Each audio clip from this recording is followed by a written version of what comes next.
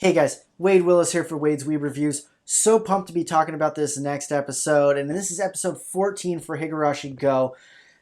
Those of us that have watched the original, we're so pumped to get to where we got to today. And for me, this was by far the best episode of the Go season. And to be honest, it's not even really close for me. They started off with a bang, and then just we learned so much, and now we're getting into original stuff here.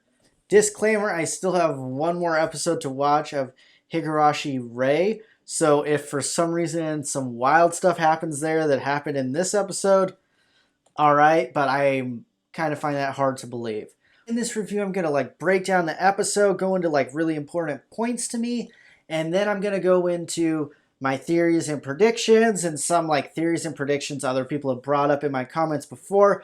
So those of you that don't want any potential spoilers, I will let you know when I go into that point. But leading up to that, I will just be kind of breaking down what happened in the episode.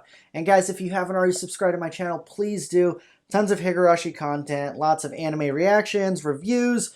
I got it all on here. And if you like the video, leave a like. It helps a ton. Okay. Like I said, we started off this episode with a bang. I was so thrown off when I saw that they were starting the Cotton Drifting Festival. I'm like, wait, are we just... I thought that we were in a whole other time loop and we're just starting from there. Come to find out, we were actually seeing the other side of the end of the episode with the massacre that Oishi committed. When I saw the bloody bat, I was so freaked out. And not going to lie, when Oishi started coming in... and we looked at his eyes, they were all bloodshot. They looked a bit different than when other people have been suffering from the illness. And I know the original, the eyes look completely different, but I feel like the people that they were alluding to them starting to break mentally, their eyes didn't have that bloodshot thing. So I thought that was something that could be significant for the future in the story. But he was doing the Ashy Larry scratching his neck thing. And yeah, he brings up saying that everything is Rika's fault. In the theories portion, I'm going to go into what I think that means. But those of us that have watched the original kind of have some suspicions of who might be feeding that information to him. And guys, the big bombshell was all the stuff that happened with Rika and Hanyu. Us finding out that Rika hasn't really been able to remember how she dies in all of these loops that just happened. Which, guys, in the original, she can remember. So that is why she's able to make all these changes and stuff. And at least the way I interpreted it, Hanyu has given Rika the ability to, every time she dies, now she's going to remember. And that's what Hanyu did with the last of her abilities. If I misunderstood that, let me know in the comments, because I want to make sure I interpreted that correctly. But that's how I understood it. For those that are new, you guys have barely gotten a taste of Hanyu. In the original, she does play a big role. And for me, she's one of my favorite characters, in Kai and so far in Rei as well. But I love her character a lot, and I was super sad to see how upset Rika was seeing Hanyu just kind of float away. It was really sad. Overall, this episode put me through crazy roller coaster of emotions.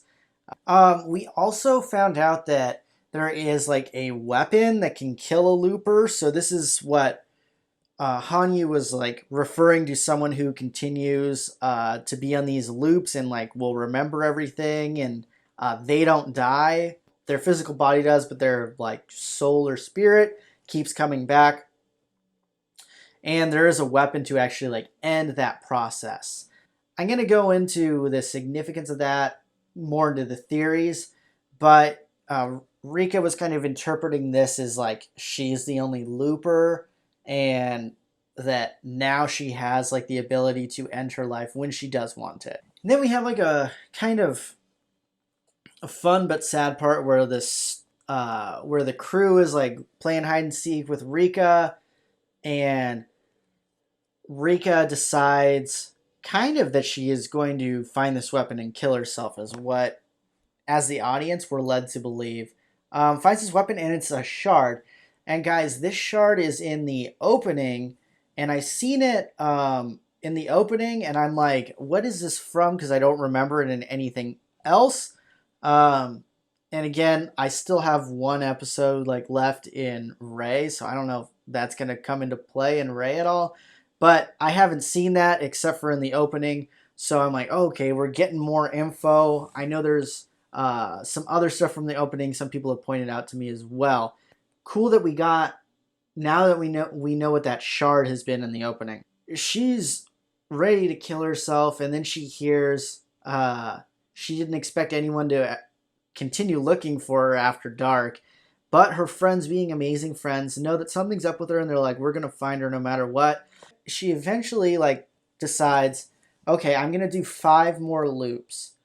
If after 5 loops I'm not able to fix this thing, I'm donezo. Which, I mean, if you think about the amount of time she's gone through this, Hanyu, which is like the one person who understands what she's going through, is gone to her. I can understand going through the same horrific route for like 100 years, and then moving on with your life. We learned that she lived for 5 years after the loop was ended, and then was taken back. That's gotta suck. And I can understand her wanting like only 5 more tries. And guys, this is where I'm going into like some of my theories and stuff, and some of your guys' theories. So if you don't want to hear that, go ahead and turn off this video now. First, since I was just on the topic of Looper, she's looking at this Looper killer as like a device for her to end her own life. And I feel like she only thinks that she is a real Looper, but the way that Hanyu is kind of like acting with her, there's someone else, and having someone else as the Looper would make sense for like how things have been happening, because it is like a different world than the original. So having another Looper in the equation just makes sense. I'm fairly certain that's what is happening. So she looks at this as a device for her to end her life after the 5 attempts. Okay, really, I think it's going to need to be used for someone else, possibly someone like Takano. And I know, I kind of feel like there's maybe someone higher than her that is kind of running stuff now, which a lot of you guys believe maybe that chick from earlier before. Some people believe that Satoko is actually the other person looping, and there's like some theories and stuff with that. I have seen some people say Reina. That one I don't necessarily agree with as much. The Satoko stuff to me has been makes more sense. Not that I think that that's what's happening, but I can see the Satoko thing more. The reason I kind of think Takano is still involved is, and guys, I know some people commented before, because I brought this up previously in a video, that I thought Takano had the ability to inject people with the Hanimazawa disease or syndrome, and that and some people were like, no, she has like the cure that she has with Ire, and that is true. They have the thing that can kind of manage it, not a cure. But to my knowledge, Takano was injecting earlier on in the original Tomatake with it, and because if you guys remember, Tomatake would have like the scratches and stuff. So I'm almost positive that he was getting injected with something, and I think it was inducing the Hanimazawa syndrome. Guys, if you remember that too, let me know in the comments. If I'm wrong and that was something else, let me know, but I'm fairly certain that's what was happening. And I feel like that's what happened with Oishi. And I feel like the way he was acting, like he had this information, like, oh, I found all this information that shows that you're the like cause of all this, seemed very similar to how like Takano was doing stuff with Reina where like she gave Raina these journals, and then uh, Raina goes nuts with the info and thinks that I believe that was like the alien one, if I remember correctly. Let me know if I'm wrong, but it seemed very like a Takano move. Like, okay, I'm gonna give you this info. Now you think it. Maybe she injected him with that. If that's a thing, maybe I made it up, but I feel like she led Oishi down that path. But maybe that's just another scent to make us think that that's what happened, because we know that's what they do in the show sometimes. And yeah, after the last episode, I was a bit suspicious of Reina because she was like the only one that made it out. But then seeing how the people like ran and fled, and she was kind of carried away with them, I'm not really that suspicious of her right now. Maybe I will be in the future, but it seems reasonable that she would have survived that just with how everything happened. It didn't look fishy to me necessarily. But if you guys disagree, let me know. But I feel pretty strongly about Reina probably not being a looper or doing anything wrong. Now, the end when we saw Satoko, like kind of in the beginning of the episode, she was just covered in blood and kind of looked like she had gone crazy. Not looking good for Satoko there. Not gonna lie. Lastly, the one thing I wanted to touch on was the 5 more loops. Now, guys, I feel like believe there's 10 episodes left. 5 loops. That's not enough for. That's too many loops for the rest of the season, to be honest. Unless like they start speedrunning stuff, I don't see how they're gonna do that.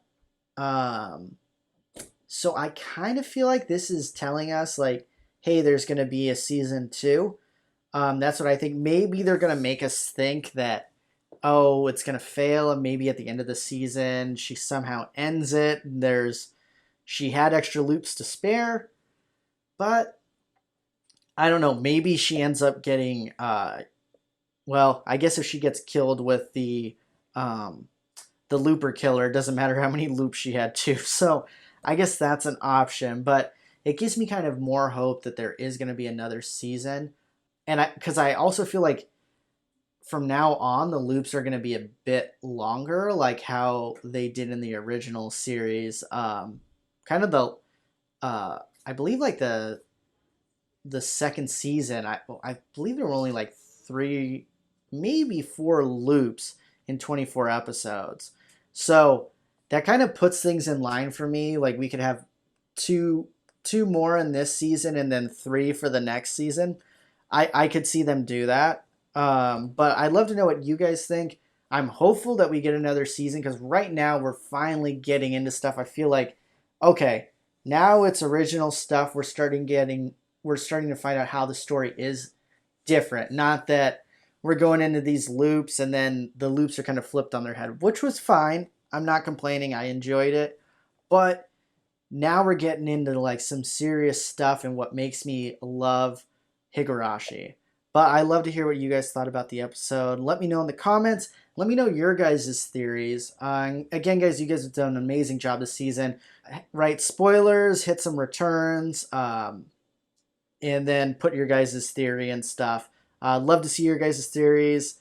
It's been fun doing this, and I'm like re-energized with this series from this episode. So let's see what you guys have to say.